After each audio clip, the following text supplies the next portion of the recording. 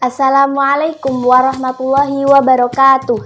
Kembali lagi bersama saya Arina Manasikana, kelas 10, salah satu siswi Madrasah Aliyah Negeri 2 Bantul di Talkshow Ramadan dengan tema Menjadi Remaja yang Religius dan Milenial di Era 4.0.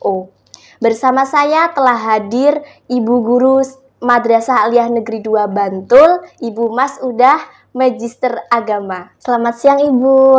Selamat siang Mbak Adina. Bagaimana kabarnya hari ini Bu? Alhamdulillah baik, sehat. Mbak Adina sendiri gimana? Alhamdulillah Bu, masih diberi kesehatan oleh Allah Subhanahu wa taala.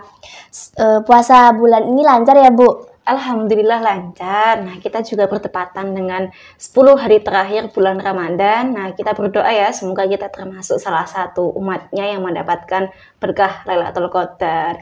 Dan puasanya lancar sampai akhir nanti. Amin. Semoga kita masih dapat dipertemukan dengan bulan Ramadan tahun depan ya Bu. Amin, amin Mbak. Oh iya, hari ini kita ada pembahasan yang menarik nih Bu, tentang remaja atau bahasa kerennya anak muda. Menjadi remaja yang religius dan milenial di era 4.0. Mendengar tema tersebut, gimana nih menurut Ibu? Relate gak sih dengan anak muda zaman sekarang? Oke, kalau kita membincang tentang pemuda atau remaja ya, kemudian dikaitkan dengan era milenial atau era 4.0, ini sangat relate gitu kan. Meskipun sebenarnya tema kayak gitu tadi, pemuda yang kemudian dikaitkan dengan era 4.0 itu sudah banyak didiskusikan di ruang-ruang obrolan, kemudian ditulis dalam bentuk artikel, atau dibahas di seminar atau talk show di kanal-kanal YouTube. Tapi rasanya kalau kita bahas ini lagi, itu tidak basi dan tidak usang untuk kita obrolin lagi kayak gitu. Nah, apalagi ini kan mau dikaitkan ya dengan perubahan era di era 4.0, di mana di situ banyak perubahan-perubahan teknologi dan kita harus menyesuaikan kayak gitu. Dan pribadi Ibu Mas'udah ya, kalau membahas mengenai pemuda atau remaja, itu bagi Ibu Mas'udah itu kayak ada semangat tersendiri atau power gitu kan. Kalau kata Soekarno kan, beri aku 10 pemuda maka akan kugoncangkan dunia. Jadi sangat relate untuk kita bahas hari ini kayak gitu. Oh, jadi pembahasan remaja yang religius dan milenial ini sangat menarik ya bagi Ibu tentu ya? Masih menarik. Sebelum jauh ke pembahasan, kayaknya sebaiknya Sobat Mandapa harus tahu dulu nih Bu, apa sih era 4.0 itu? Oke, kita sebelum bahas secara terminologi nih, apa sih itu era 4.0 ya? Mungkin kita sering mendengar istilah ada generasi Z, generasi X, Z, sampai generasi Alpha ya. Sebenarnya kalau secara istilah sendiri itu, generasi milenial, kalau kita sandarkan tuh lebih ke mereka yang lahir di tahun 80-an sampai 90-an. Atau mentok nih tahun 2000-an. Kalau sudah masuk ke 2001, kita menyebutnya dengan generasi Z. Atau setelahnya nanti generasi Alpha kayak gitu. Nah, generasi ini nanti kalau di era 4.0 kemudian kita istilahkan lagi sebenarnya lebih ke dunia digital. Apa-apa ini serba cepat. Kita menyadari nggak sih kalau kita melakukan sesuatu itu menggunakan teknologi, apa-apa terasa serba mudah, terasa praktis. Itu kan karena ada ini era 4.0. Nah, kita kalau dikaitkan dengan era industri, kaitannya dengan industri itu nanti revolusi industri 4.0 itu artinya percepatan teknologi yang dibantu dengan teknologi fiber dan kemudian teknologi yang terintegrasi, kemudian dipadukan. Nah, itu akan memberikan impact atau dampak di berbagai sektor, mulai dari sektor politik, ada sektor sosial, budaya, ekonomi, bahkan pendidikan. Dan itu nanti akan terjadi di abad 21 ini kayak gitu. Jadi generasi milenial ini ya yang ada di era 4.0 harus siap menghadapi tantangan-tantangan dan juga perubahan atau transformasi yang ada di era ini. Itu menurut Bu Mas'udah kalau secara terminologi itu sendiri. Jadi era 4.0 itu menurut Ibu kayak teknologi yang sudah berkembang pesat dari tahun 2000-an sekarang ya Bu? Iya, kita jadi pusat dunia itu kayak digitalisasi jagat raya kalau kita istilahkan. Lantas melihat problematika remaja zaman sekarang ini menurut Ibu gimana sih? Oke, kalau kita sudah menyadari ya bahwasanya perubahan atau transformasi daerah ini sangat pesat, kita tidak bisa menafikan atau menolak bahwasanya problematika yang terjadi di kalangan remaja itu juga berkembang kayak gitu. Berkembang dan beragam. Contoh kecil kita melihat Jogja sendiri ya, daerah istimewa Yogyakarta. karena Jogja kan lebih dikenal sebagai kota pelajar atau miniatur kecil kota pelajar di Indonesia. Kawah Chandra di Muka yang emang itu diminati pelajar dan mahasiswa untuk datang ke sini untuk mencari ilmu. Tapi tidak bisa dinafikan, di dalamnya tuh ada salah satu kenakalan yang itu yang menjadi aktornya adalah remaja itu sendiri. Kita tahu ya, kelitih ya istilahnya biasanya, kelitih atau kena kejahatan jalanan. Nah, bahwasanya sebenarnya kalau kelitih itu secara terminologi, kalau kita tarik maknanya netral. Dia hanya keinginan secara bahasa Jawanya ya, keinginan untuk keluar, mencari angin segar, atau kemudian kita keluar untuk sesuatu yang positif. Nah, akan tetapi makna kelitih ini mengalami pergeseran makna menjadi negatif atau kita istilahkan dengan peyorasi, jadi sesuatu yang buruk, yaitu sikap agresivitas yang dilakukan dengan sengaja untuk melukai seseorang. Atau kalau kita kaitkan dengan kenakalan remaja itu biasanya gambarannya ada nih geng motor anak-anak yang ingin mencari pelajar di sekolah lain dengan niat balas dendam ke musuhnya. Atau kalau kita melihat berita, sebenarnya motifnya itu bukan balas dendam, atau lebih ke ingin menyakiti, kemudian ingin memperoleh kepuasan secara psikologi, kayak gitu. Nah, dari kenakalan-kenakalan remaja itu sendiri, kalau di era 4.0, mungkin kita lebih bisa melihat adanya penggunaan smartphone yang over ya.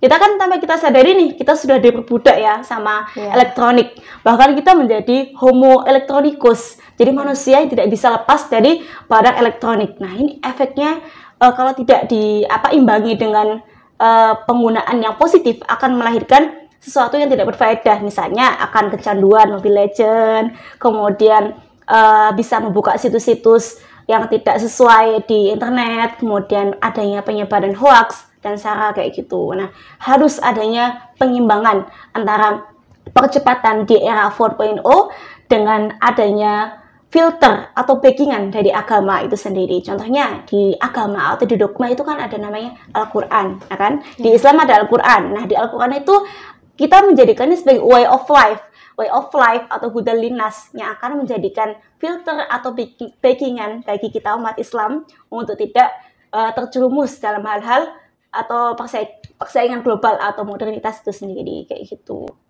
Jadi kita itu di era 4.0 itu harus bisa menyesuaikan ya Bu? Iya, menyesuaikan perkembangan zaman itu harus. Dan harus bisa menyeimbangkan dengan seperti agama kita, Islam, dengan berpegang teguh pada Al-Quran. Iya. Terus kalau kita lihat sebenarnya melihat problematika yang ada nih tadi dari kelitih, kemudian ada problematika terkait digital ya, kenakalan anak karena pengaruh digital. Kalau kita tarik sebenarnya itu lebih ke masalah mental. Kita perlu adanya penanaman karakter kayak gitu. Kalau di Al-Quran sendiri kan ada ya, sebenarnya kalau Al-Quran sebagai dogma Islam itu tidak mengekang kita untuk menerima modernitas. Bahkan kita harus membalanskan antara keduanya, modernitas dan juga spiritualitas atau religiositas, itu harus balance antara keduanya. Nah, di sini Al-Quran kan sudah menyebutkan adanya penanaman karakter. Ketika kita lihat di surat Luqman, kisah Luqman kepada anaknya, di situ ada penanaman karakter dalam bentuk nasihat.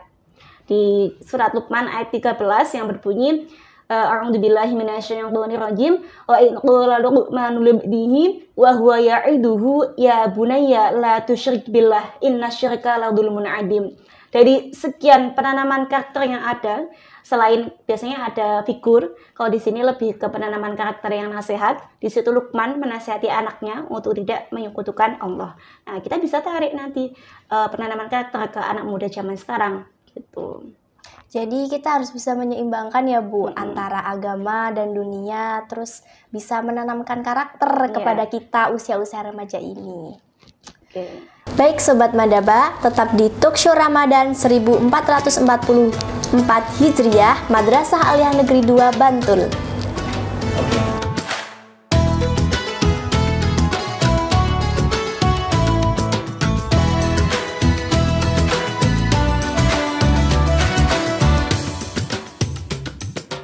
Kembali lagi bersama kami di Talkshow Ramadan 1444 Hijriah, Madrasah Aliyah Negeri 2 Bantul. Kita lanjutkan nih Bu. Selanjutnya kita pengen tahu nih Bu, gimana sih anak-anak muda zaman sekarang di mata ibu atau bapak ibu guru? gitu kan, nanti kaitannya dengan pendidikannya ya, apakah beda atau sama kayak gitu. Sebenarnya kalau anak-anak zaman sekarang itu tidak bisa disamakan dengan anak zaman dahulu ya, dari segi pola pikir, kemudian konteks pendidikan yang mereka berikan itu berbeda sekali kayak gitu. Nah, anak-anak sekarang tuh lebih berpikir secara pragmatis, apa-apa serba praktis, serba efektif dan efisien.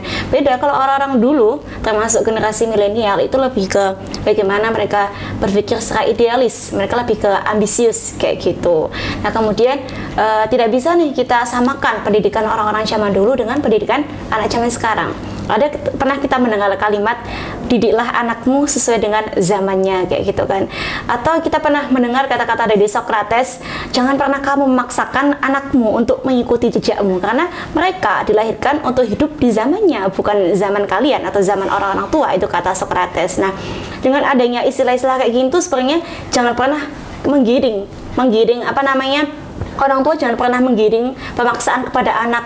Nah, dulu ayah tuh bisa kayak gini loh, kamu juga harus bisa. Jangan sampai ada kata-kata seperti itu terlontar dari mulut kedua orang tua atau guru, karena kita memang zamannya sudah beda kayak gitu. Nah, istilah-istilah kayak gini tuh sebenarnya banyak orang yang bilang ini loh, ini tuh hadis gitu. Ada yang bilang ini hadis, ada yang menyandarkan kata-kata ini dari Ali bin Abi Thalib. Padahal sebenarnya ya, tanpa kita memperdebatkan mengenai kesahihan hadis ini atau validitas apakah ini hadis atau bukan, kita mengambil value atau point of view-nya, bahwa sebenarnya kita perlu mendidik anak sesuai dengan zamannya, seperti itu. Atau kita pernah mendengar ketika Umar bin Khattab berkata kepada penduduk Hims, arlimu auladakum asibahah arimayah al-furusiyah, didiklah anakmu untuk berenang, kemudian memanah dan menunggang kuda. Nah, coba kita pahami hadis ini secara kontekstual gitu kan. Kalau kita bisa membaca hadis ini secara kontekstual, pertama, ajarilah anakmu untuk memanah. Nah, hadis ini lahir ketika di saat itu Jazirah Arab sedang sering perang ya, perluasan wilayah dengan peperangan. Nah, keahlian untuk memanah sangat dibutuhkan. Jadi sesuai sekali ketika konteks hadis ini turun, orang tua diminta untuk mengajari anaknya untuk memanah. Nah, kemudian kita tarik di zaman sekarang, perlu nggak sih kita mengajari anak kita untuk memanah? Ya mungkin perlu ya, untuk berburu binatang seperti itu. Tapi kita lebih menarik signifikansinya. Kita menariknya anak sekarang diajari untuk bela diri, kemudian diajari untuk latihan militer kayak gitu. Kemudian yang kedua, ajarilah anakmu untuk menunggang kuda.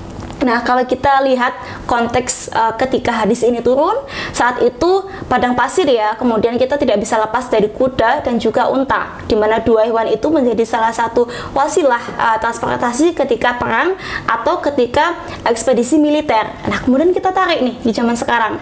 Zaman sekarang perlu nggak sih kita melatih anak kita untuk berkuda? Ya mungkin perlu ya, untuk sekedar refreshing atau apa gitu ya. Tapi kita lebih tarik signifikansinya, kita melatih anak kita bersepeda, naik motor atau naik mobil sesuai dengan usia atau kebutuhan mereka. Kemudian yang ketiga yang menarik, ada berenang asibahah. Kalau kita lihat ketika hadis ini turun, saat itu Jazirah Arab tentunya hanya Gurun Sahara dan padang pasir. Tidak mungkin dong kita melatih anak-anak kita berenang di padang pasir, ya kan? Nah, ini uniknya hadis Nabi yang ini itu mengandung nilai yang futuristik. Nah, futuristiknya kenapa? Hadis ini tidak hanya akan diaplikasikan ketika masa itu, tapi sudah ada pemikiran bahwasanya nanti di masa mendatang akan ada problematika, akan ada tempat yang lebih sesuai untuk diaplikasikan untuk berenang ini, kayak gitu. Jadi kita mendidik anak itu sesuai dengan zamannya. Jangan pernah menyamakan zaman orang tua dengan zaman anak. Atau kalau kita melihat di kalangan pesantren, seorang mu'alif kitab, kalau mengarang kitab diperuntukkan untuk pemula, pasti akan mengatakan kitab ini saya karang untuk pemula, dan bentuknya pun berupa hulasah atau ringkasan. Jadi beda antara tingkatan yang diberikan kepada pendidik itu membuat suatu kitab untuk anak didiknya itu berbeda-beda, dari tingkatan yang ula, kemudian yang tengah hingga ulia kayak gitu. Jadi jangan pernah membedakan zamannya orang tua sama zaman anak remaja yang sekarang ya, jangan pernah menyamakan, kita harus menyesuaikan konteks yang ada, seperti itu. Ya. Tadi kita sudah bicara tentang era digital dan problematika hiruk pikuk anak zaman sekarang. Lantas bagaimana Bu kita jadi anak muda yang religius, agamis, dan milenial tidak ketinggalan zaman Bu di era yang serba digital ini? Oke, gimana nih kita sebagai generasi milenial, remaja, supaya kita tidak ketinggalan zaman gitu ya. Kalau kita tahu kita sudah ada di era yang serba digital, di era 4.0, maka mau tidak mau kita harus mengimbangi. Kita tidak bisa lari. Mau sejauh manapun kita berlari, pasti kita akan berada di satu titik, kita akan bersinggungan dengan teknologi. Yang bisa kita lakukan apa? Pertama, mengimbangi. Kemudian ketika kita merasa tertinggal dengan percepatan yang ada di era ini, kita mengejar ketertinggalan tersebut. Kemudian untuk menghadapi era 4.0 atau selanjutnya era 5.0, kita harus berusaha menyiapkan bekal-bekal kayak gitu. Jangan hanya melihat ini hanyalah sisi modernitas semata, karena kita tahu ya bahwa era 4.0 atau revolusi industri ini lebih mengedepankan rasionalitas dan juga mengedepankan segala sesuatu dari segi empiris. Nah, kita harus menyeimbangkan, membalanskan tadi antara modernitas dan juga agama. Kita perlu dogma, kita perlu filterisasi atau backingan dari agama. Contohnya tadi Al-Quran yang menjadi way of life atau godliness. Kita harus mampu mengimbangi percepatan yang ada di era 4.0. Kalau kata Franklin ya, when people stop changing, they are dying. Jadi kalau kita tidak bisa mengimbangi percepatan yang ada, kita akan terkena seleksi alam. Kita akan mati, kita akan punah, seperti itu. Kesimpulannya jadi begini ya Bu, kita tuh harus bisa mengimbangi antara agama dan era zaman sekarang yang sudah berkembang pesat ini. Selanjutnya mungkin ini pertanyaan terakhir Bu, bagaimana harapan Ibu selaku seorang pendidik kepada kami remaja anak muda di zaman yang serba digital ini, wabil khusus mungkin untuk Civitas MAN 2 Bantul? Oke, mungkin untuk generasi milenial, generasi Z dan generasi Alpha dan seterusnya, terutama untuk anak-anakku di MAN 2 Bantul dan Civitas Akademika MAN 2 Bantul, yuk kita bangun, kita bangkit. Mari kita membreakdown diri kita cari apa yang kita minati, apa yang menjadi bakat kita kembangkan, kita berusaha belajar secara otodidak. Kalau mungkin kita tidak mampu, kita mencari partner, kita mencari guru untuk terus berusaha mengejar ketertinggalan yang ada di zaman ini. Kita berusaha mengimbangi percepatan yang ada di zaman ini kayak gitu. Jangan pernah menganggap kita selalu merasa paling benar, kita merasa paling wow, kita sudah berhasil. Dunia jagat raya ini tuh terlalu luas untuk kita sempitkan, untuk kita hakimi dan kita parsialkan dengan pemikiran-pemikiran kita yang sempit itu. Dan percepatan dunia ini tidak akan pernah maju tanpa ada tekad dari kaum muda. Kalau kata makalah, syubhanul yaum rijalul ghad. Pemuda hari ini adalah penerus masa depan kayak gitu. Jadi harapan Bu Mas'udah bagi kami remaja-remaja itu adalah bisa menyeimbangkan antara dunia dan akhirat ya Bu? Ya, sip, seperti itu. Harus balance antara keduanya. Alhamdulillah, terima kasih banyak Ibu Mas'udah atas penjelasan dan waktunya. Semoga Ibu selalu diberi kemudahan, kekuatan, kesehatan, dan kelancaran dalam setiap aktivitasnya. Menjadi seorang pendidik yang mengabdikan diri di Madrasah Aliyah Negeri 2 Bantul. Oke, terima kasih Mbak Adina. Baiklah Sobat Madaba, itulah tadi perbincangan kita bersama Ibu Mas'udah, Guru Muda Madrasah Aliyah Negeri 2 Bantul. Semoga dapat menginspirasi dan memotivasi Sobat Madaba semua. Dimanapun Anda berada, tunggu kami di acara-acara selanjutnya. Update terus informasi tentang Madrasah Aliyah Negeri 2 Bantul di sosial media kami. Dan jangan lupa like, comment, share, and subscribe channel YouTube Madrasah Aliyah Negeri 2 Bantul. Sekian, wassalamualaikum warahmatullahi wabarakatuh.